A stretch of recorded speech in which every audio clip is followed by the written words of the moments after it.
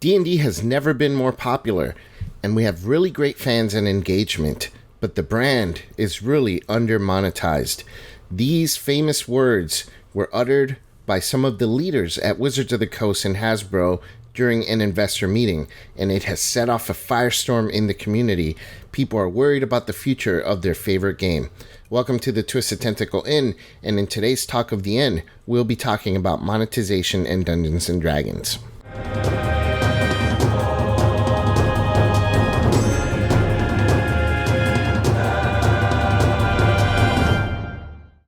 I didn't script this video as I normally do with most of my other videos, so I'm kind of going to shoot off the cuff here.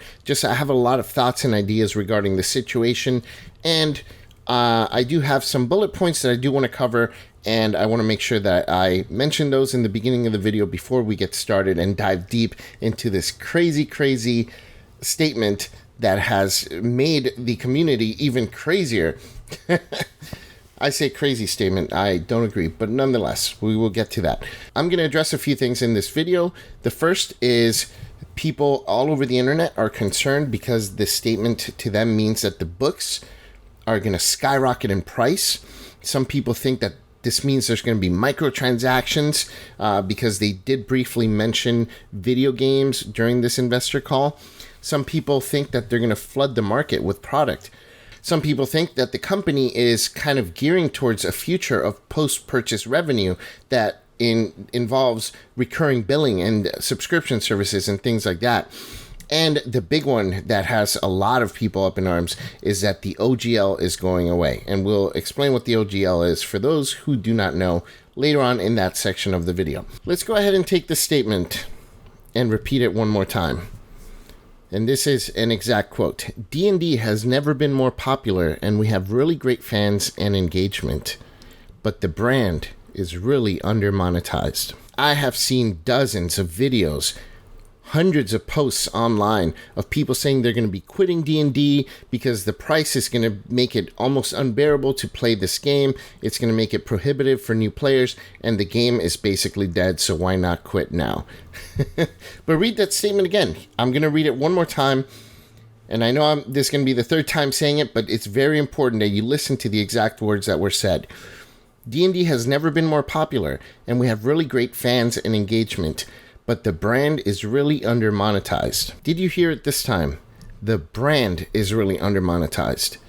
They're not saying the game is under-monetized. It's the brand. And I think a lot of people online, especially those who are, going to quit the game and are going all crazy about it, maybe they're not into business. Maybe they've never worked in management. Maybe they don't understand how business works. But there are distinct differences when someone at the top says specific words. And when someone at the top is talking about the brand, they are actually talking about something very specific. And I think that I want to help clarify that. I will do that as we get along with this. In this case, if you listen to another portion of the call, the upper management has said that Dungeons & Dragons is a lifestyle brand. When you hear that and then you reread the quote, you're going to realize how clear the statement actually is. The brand is under-monetized. It's a lifestyle brand.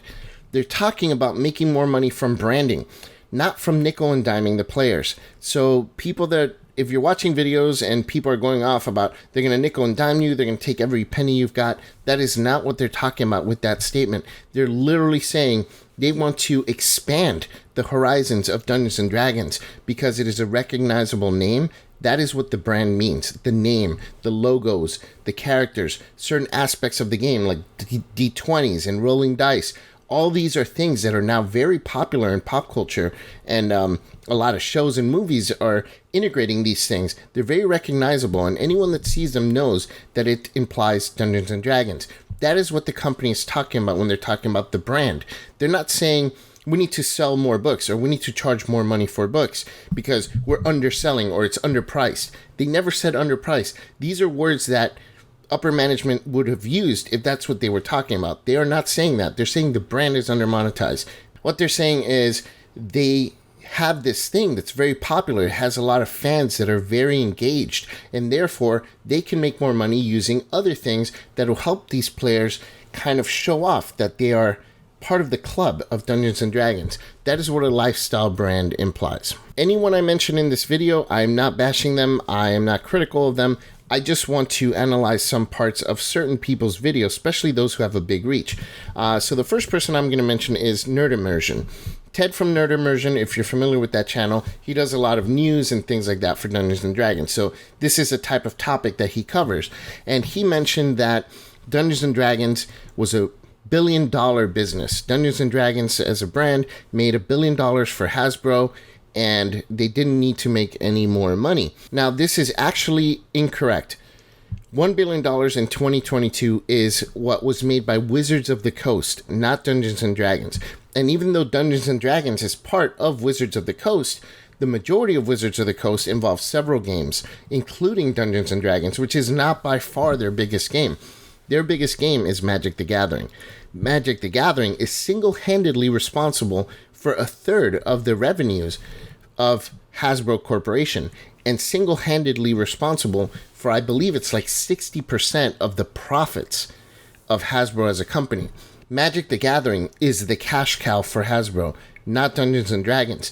Dungeons & Dragons has potential to make money, but not through direct sales like Magic the Gathering does. Dungeons & Dragons is a more recognizable brand, despite the fact that Magic the Gathering makes the company a lot more money than D&D. D&D is far more recognizable. If you take 10 strangers in the street, you are more likely to have all these strangers recognize the logo for Dungeons & Dragons, the D20, and all that kind of stuff, and for them to, on their own, say, that is D&D, that is Dungeons & Dragons, versus someone seeing Jace or Liliana or even the logo or even the mana symbols and say, oh yeah, that's Magic the Gathering. Even though the game is much bigger than Dungeons & Dragons, it is not as recognizable. And these executives from Hasbro and Wizards of the Coast understand the difference between the two. They understand that the monetization strategy for each of these games needs to be different. They are not dumb. They didn't get to where they are by being dumb and being bad at business. They know what they're doing. And even though Magic the Gathering makes the company more money, the fact that Dungeons & Dragons has become such a recognizable brand is something that is worth a lot if you know what to do with it. And that is what what they were telling the investors is, we have a strategy. We know what to do with this brand that we have been underutilizing. When someone says a statement like that, if you've studied business, specifically marketing or business administration, you know instantly the difference between an executive saying that a brand is being underutilized or under-monetized versus a product is being under-monetized. There's a major, major difference. And anyone that's making videos saying that that statement means that they're going to be charging $100, $200 for a book is completely wrong about this. 100% wrong. Will the price of books change? It can. Maybe it'll go to $60. I don't think that that's out of the realm of possibility. In fact, it's probably very likely with the economy going the way it's going. But it is in no way, shape, or form an indication that they're going to double the price of books. It's not like Magic the Gathering, where they did announce. Think about that. The price of every single Magic the Gathering sealed product is going to nearly double next year. They did announce that. That is fact, exactly what they're going to be doing. Why are they doing that? Because they know that they can charge that. Their sales have been increasing for Magic the Gathering. People are buying these sealed products and paying more money, and they're willing to pay. They've tested the market by making some premium products that are $300 for a box of 4 packs, and people are paying for them. So they're testing the market. They've seen that people are willing to pay this, and they said, well, it's time to increase the price because of the laws of supply and demand. You notice they didn't say that about D&D. They didn't say we need to charge more for the books, because they understand it is going to be a different strategy to monetize D&D versus Magic the Gathering. So how would Hasbro monetize D&D?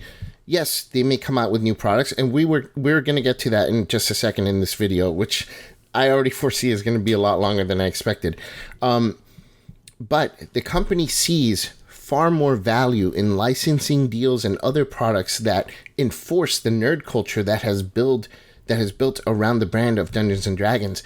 They want to embrace that and take advantage of the fact that, wow, this has become a pop culture phenomenon because of Stranger Things, because of Critical Role, and because of a bunch of other things, that movies that are embracing this nerd culture of Dungeons & Dragons, it's no longer looked at as, oh, these are the weird Dungeons & Dragons kids. Now it's like, oh, famous actors are revealing that they play D&D, and they want to take advantage of that. They want to say, okay, now everyone's embracing this. Let's go ahead and start making some additional products where people can wear with pride that they, or show with pride that they are members of this tight community. And before we continue, I understand that some of you are already screaming at your screen and saying, well, still, they want to make more money off D&D. Well, they don't need to make more money. They've already made $1 billion between Magic the Gathering and Dungeons and Dragons. Why do they need even more money?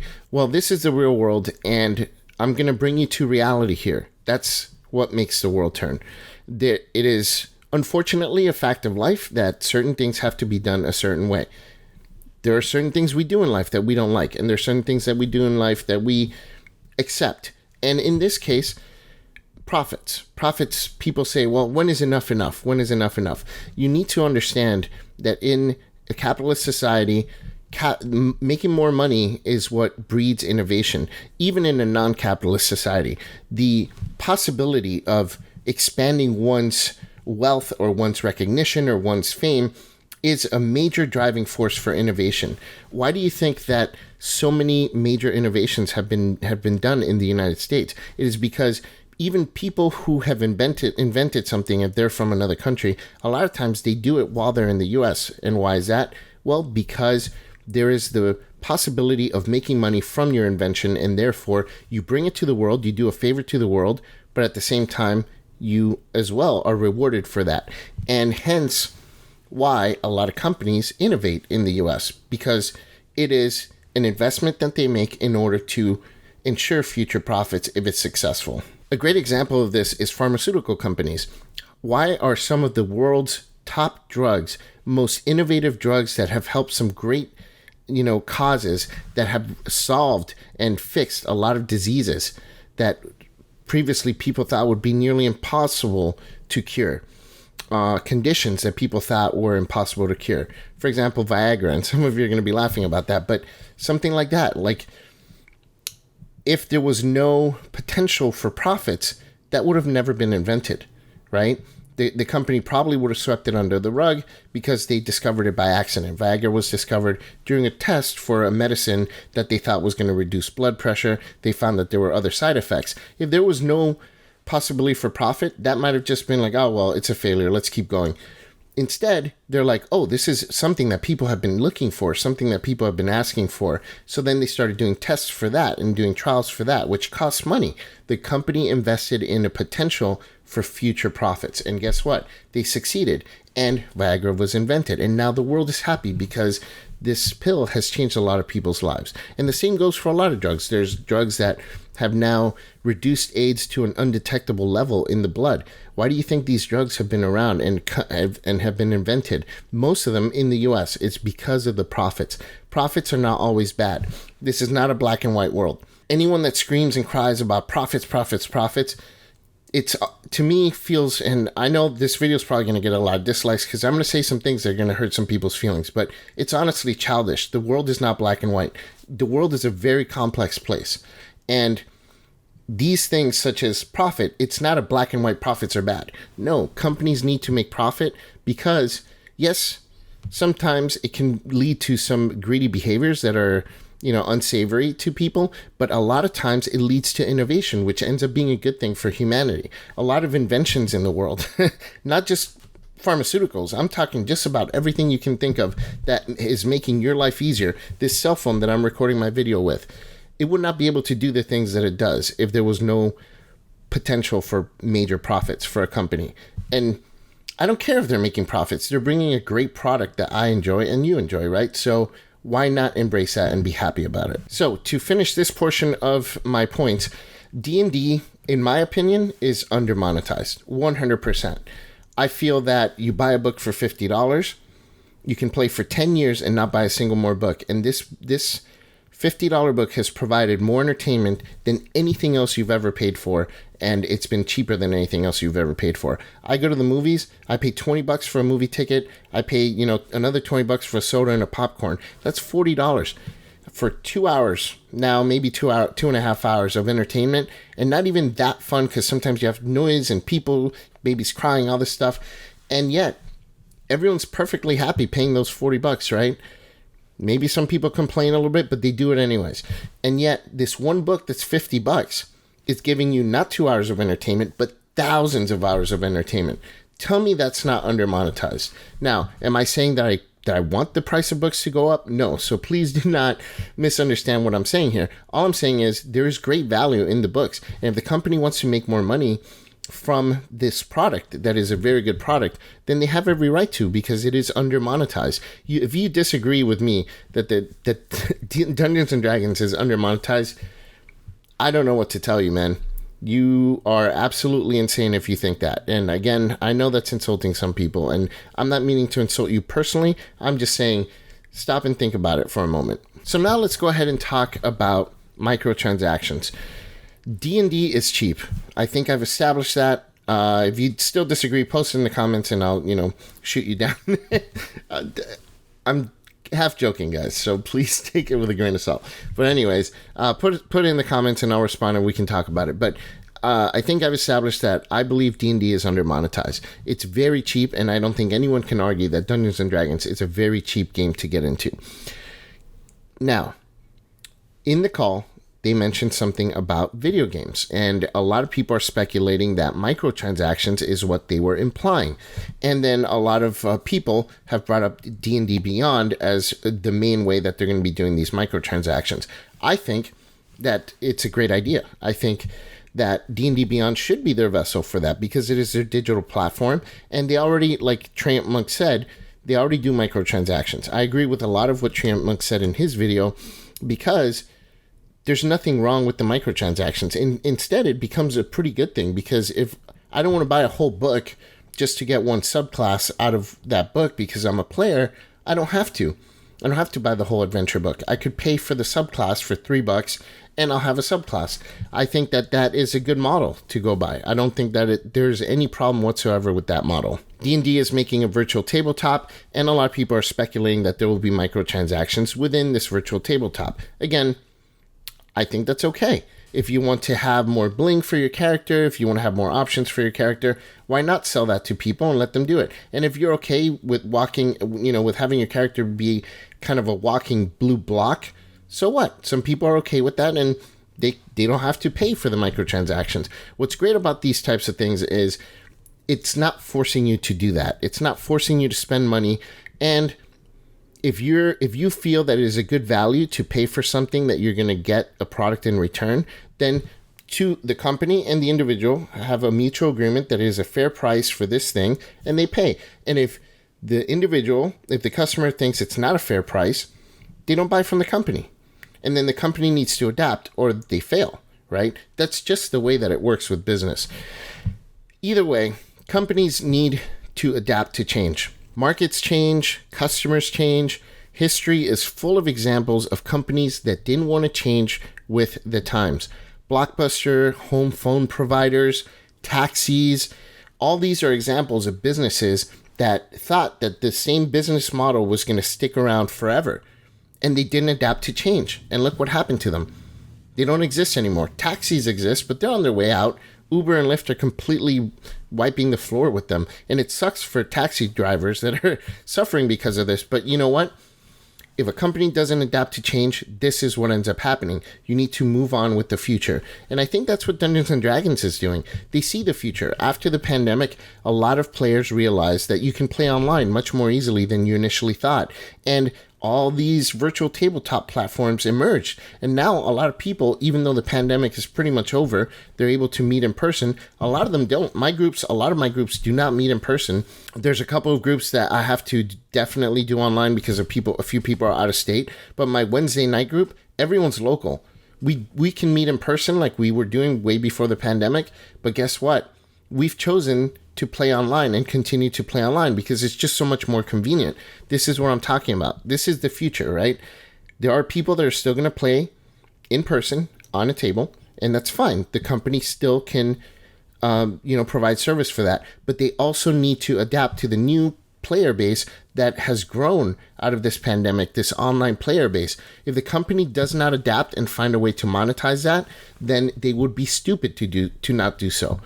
And anyone who complains about that doesn't understand that this company, what they're trying to do is adapt to this new way of doing this type of business. Online tabletop is kind of synonymous with traditional tabletop now. A lot of games are played online. And Some people don't want to do the technology. They want to just get away from it and just, escape. And that's fine. They can still do that. But there are people that find it convenient. And there are people who would never have been able to play this game or ever find a group to play with if they didn't have these online tools. And the company now is saying, here's our version of this. If you like it, come with us. And we're going to present all these additional products that you can pay for so that you can enjoy our game. And if not, there's still going to be other competitors. The executives at Wizards of the Coast understand that this game will survive no matter what, with or without Wizards of the Coast, right? It's happened before. The executives see the repercussions of not adapting to change. They see the repercussions of making bad mistakes and bad decisions. It has definitely happened before, and the game has survived, right? When Dungeons & Dragons came out with 4th edition and nobody liked it, the player base rejected it, guess what? The game survived through Pathfinder 1.0. The game will always survive. People will find a way. If Wizards of the Coast makes too many bad decisions, why are we all worried so much? So what? The game will survive. Another company will rise to take their place. It will always be there because players love this game, and there is no way that they're just going to be like, oh, well, that was a good run. Let's go play basketball now. That's not going to happen. What I mean to say by this is wait patiently until we have all the information regarding this. If they make a major miscalculation and do the things that you're dreading, a new version of the game is going to be the best version of the game that's ever come out, and it's going to emerge from the ashes. That is a guarantee. So the game dies, whatever other company is going to come out and make an even better version than 5th edition or whatever this other edition, the best version of Dungeons & Dragons will emerge from the ashes with or without Wizards of the Coast. So I wouldn't be too worried about the game dying. And I know Pathfinder 2 players, you're already typing on your keyboard that the best version of the game is already out, and it's called Pathfinder 2. We get it. You don't need to remind us. Go ahead and just click the downvote button and let's move on.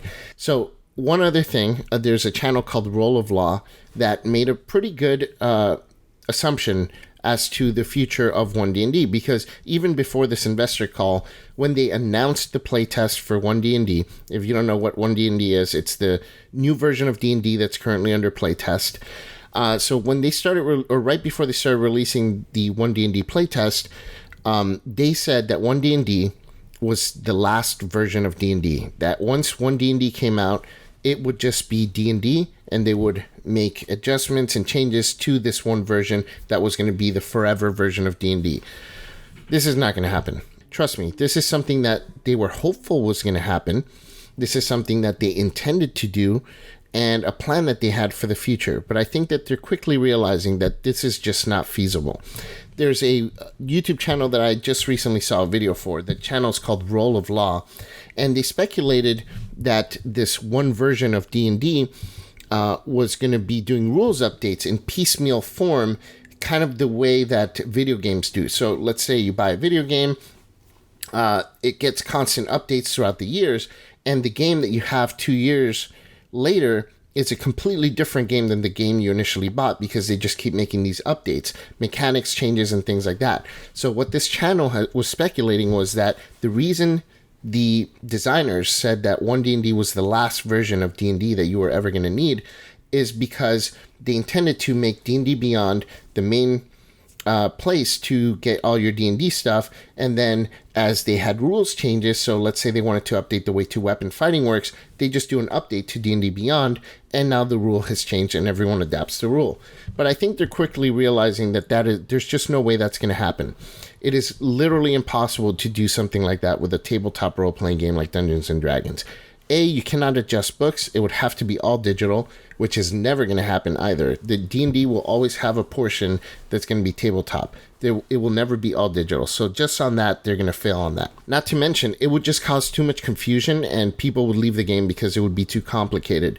Because you could sit at one table and they have a different version of the two-weapon fighting rules, and then you go sit with another table and they're using the current version of the two-weapon fighting rules, and now you're like, oh wait, this doesn't work this way, and it causes so much confusion with players, especially when people are playing online.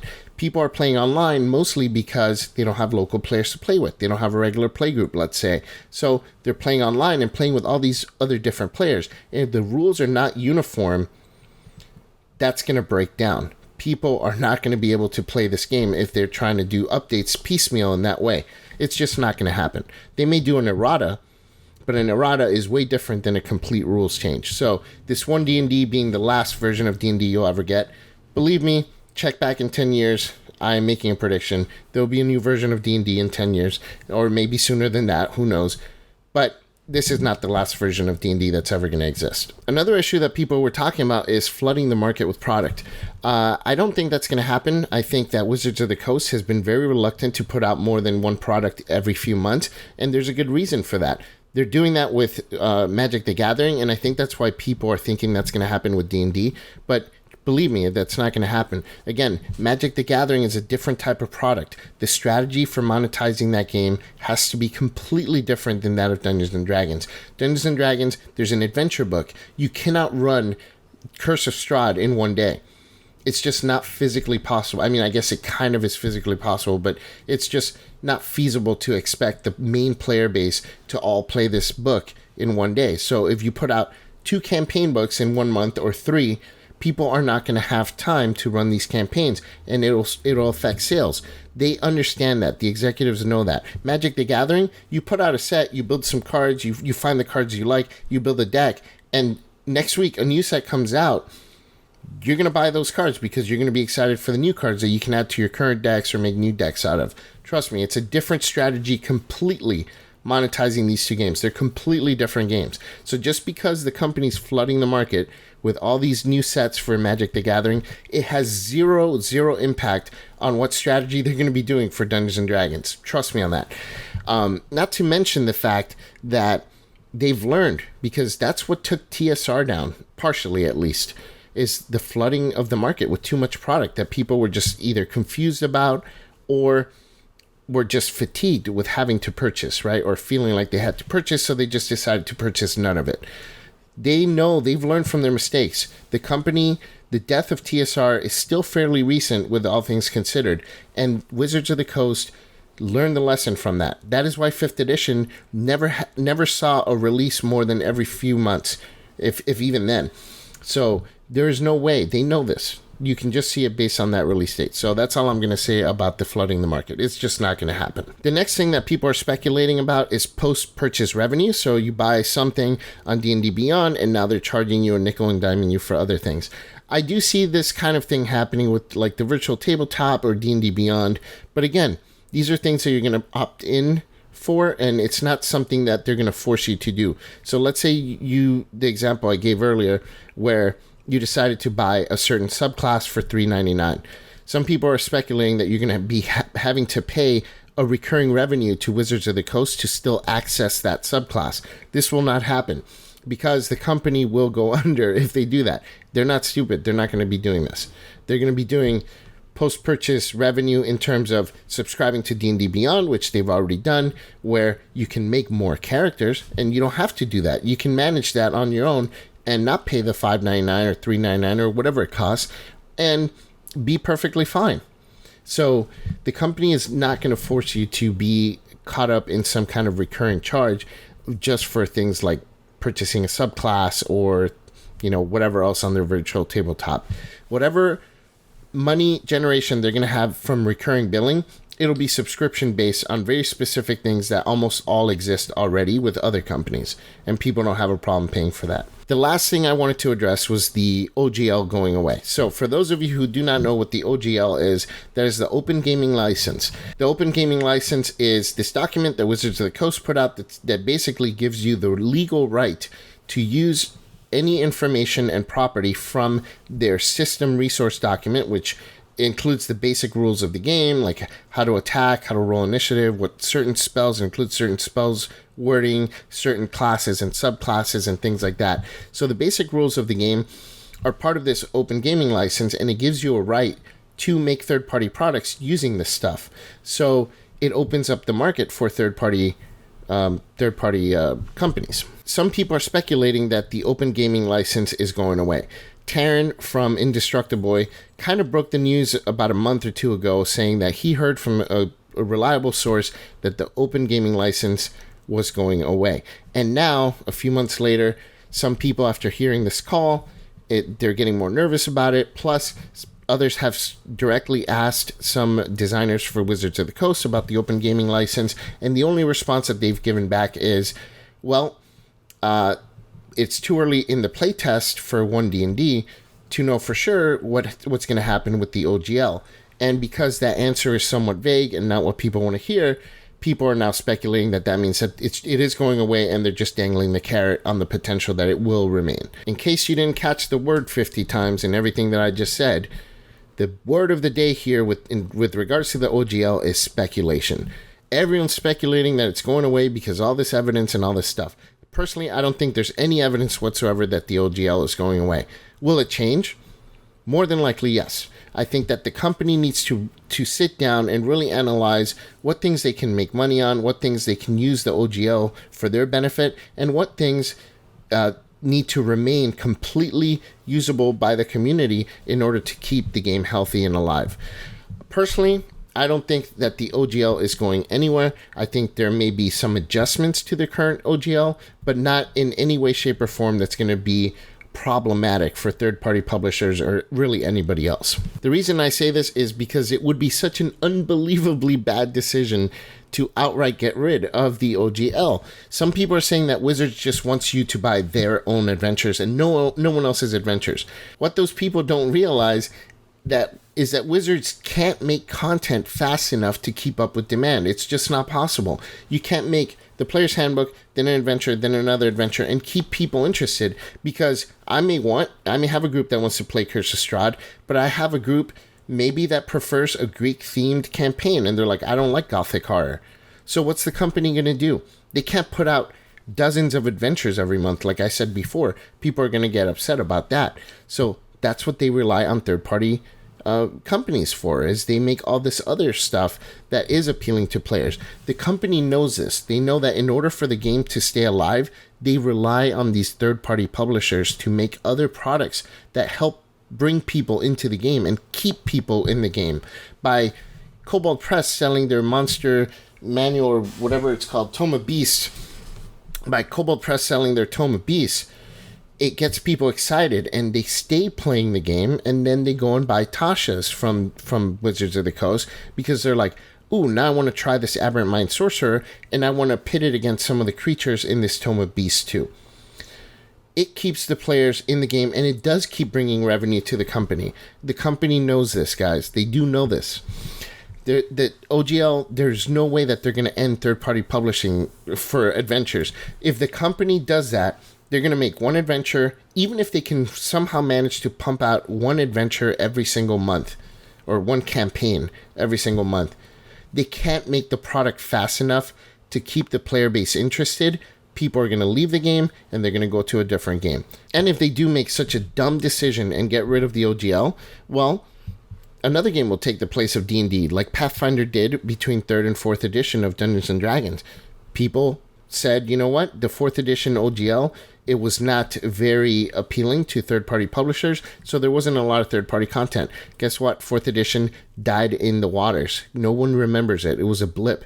Meanwhile, Pathfinder 1st edition exploded in popularity because they did allow third-party content. And guess what? There was so much of it that players were gobbling it all up. The company needs third-party publishers in order to have the game survive. There's literally nothing to be worried about here. Hasbro is not dumb, guys. They are not dumb. They know the OGL is necessary. It's not going to go anywhere. And many people are even saying, oh, they're just going to lock third-party companies out by making D&D Beyond and the virtual tabletop only work with official content. Again, it's nearly impossible for a virtual tabletop to survive in this fashion. If they're dumb enough to make a virtual tabletop that only works with official adventures and official content, it is dead in the water. The survival of a virtual tabletop completely depends on the ability for people to make their own homebrew stuff and include it in the virtual tabletop. A virtual tabletop will not survive if it only supports official material, because nobody's going to be like, let me subscribe to the D&D Beyond virtual tabletop because I have a group that wants to play Rime of the Frost Maiden. But I have a Wednesday group that wants to play Odyssey of the Dragonlords, a third-party campaign. Oh, I can't play it on the D&D Beyond tabletop? No problem. Let me play it on Roll20, which supports the third-party adventure. oh, but Rime of the Frost Maiden also is supported by Roll20. So what happens there is that player is going to go, well, then why am I paying money to D&D Beyond Virtual Tabletop to play Rime of the Frost Maiden and have the group learn 2 different virtual tabletop systems and I have to learn 2 systems? I'd rather all be in one place. Even if the D&D Beyond Virtual Tabletop is so beautiful and awesome and it's pretty to look at and it's got all these other extra features, it does not matter. In the end, convenience wins.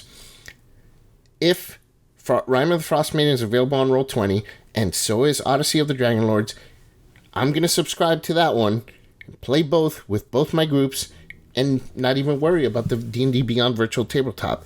Do you understand how impossible it is for a virtual tabletop to survive if they don't allow for that kind of thing? They will not survive. They will be dead in the water. And the company is not investing this much money to make this virtual tabletop look so amazing and come out so amazing only to have it die before it's even released. Now, are there licensing issues that they have to iron out? Yeah, and I think that's partially what their concern is.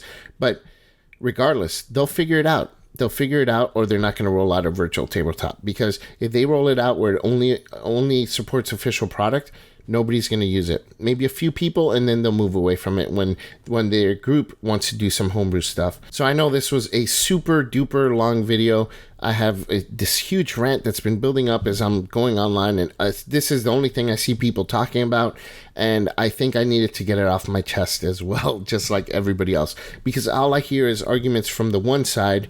The only one I've seen arguing on the other side is Treantmonk and a couple of people in the forums, but for the most part, I have like a majority of people online are on this one camp just making all these assumptions about what's going to happen in the future. Everybody just needs to take it easy. The playtest for 1D&D is only just begun. We haven't received even 1/5 of all the stuff that they're fixing for the new edition. So making any assumption about how that system's going to run, right now it is way too early to tell. And see that answer that I just gave? That is the answer that the company gave about the OGL. It really, really just absolutely is too early to know for sure what's going to happen with the OGL. Because I think the designers don't even know because they don't even have a game yet. How can you expect them to answer that question? You can't. So, with all this said, everyone just needs to calm down. Wait till things happen. Wait till things come out. I know that some people are saying, well, publishers need to plan ahead in case bad things happen. I don't think that they need to worry too much. I don't think they need to do too much planning. There are easy ways to adjust things and fix them so that they're compliant without having to make too many adjustments and lose any money at all in it. You may have to spend a few hours editing a document. It's not that big of a deal, guys. So all I'm saying is take everything with a grain of salt. Take it easy. Don't let all these other content creators rile you up and get you all upset with the company and saying that you're going to quit the game and this is bullshit and I don't want to play the game anymore because they're just trying to rip everybody off and take everybody's money. They're not. They're a company. Yes, they want to make profits. Yes, profits are not bad. They're not good, but they're not bad. They just are. They're just the way things are. And there's no need to complain about a company wanting to make more profits because in the end, it can lead to good things. They might come up with some product that we don't even know is possible to integrate into our game and ends up being something really, really cool. Like virtual tabletops, right? Years ago, there was no such thing as virtual tabletops. If you wanted to play online, you played just over the phone, maybe with video chat, and maybe, play by text or something. Then virtual tabletops came out and everyone's like, holy cow, that's awesome. That did not exist 10 years ago, right? So, or maybe 15 years ago. But now they exist. It's something new that came out that really has helped the game grow and helped everybody, right? I use a virtual tabletop. So same way that came out because companies saw the potential for money and they innovated, the same thing can happen with Dungeons & Dragons. Wizards of the Coast may come out with a new product because of the need to make more profits and make the brand more valuable, monetize the brand more than they need to, and they may actually come out with something really good. So it's not all gloom and doom. There could be some really good things in the future for the game, all because of these things that this investor meeting said. So if you want to download this video, by all means, I'm already prepared mentally and emotionally for it. I've already cried in the back for a little bit, so download it if you have to. You won't see my tears now because I've already cried my eyes out. And if you want to leave comments, I'd love to continue talking about this with anyone who has any additional concerns or who thinks that they have another point that they wanted to add to this. I'd be happy to talk about it. I always welcome dissenting opinions. I have no problem having an adult discussion with people, as long as you're not hyperbolic and just insulting me, because then I'm just going to tell you what a nice person you are. So that is my big rant on monetization and Dungeons & Dragons. I hope that you found it helpful and useful and entertaining, and I sure as hell got a lot off my chest. So thank you guys for sticking around. If you stuck around this whole time, as always, any comments or questions, leave them down there in the comments down below. As always, I'm your innkeeper from the Twisted Tentacle Inn. Check in anytime. I'll talk with you then.